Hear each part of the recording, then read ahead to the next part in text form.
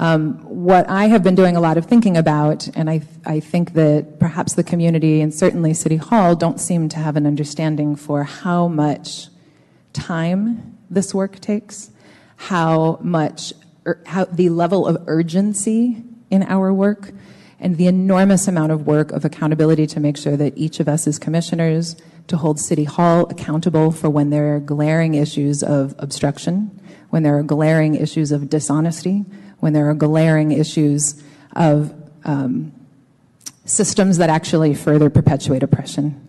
And I just want to say, and I'll say it to your face, I know we're on TV, I love you, Regina. I think that you are an exceptional leader in this community. But when I think about all of those things that have to happen for us to move this year, I have to say that Commissioner Harris is the person that has demonstrated the time, the urgency, the things that Commissioner Harris has found that we need to tackle in terms of the obstruction, in terms of identifying, like I said, the levels of dishonesty. I've been in awe of that.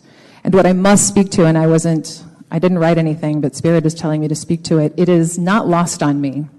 The coded language of decorum, the coded language of interpersonal skills, the coded language that has been used not just by members of this community, not just by members of this commission, not just by members of City Hall, that have demonized Ginale Harris in ways that are completely unacceptable. But when white women do these same things, we are seen as tenacious.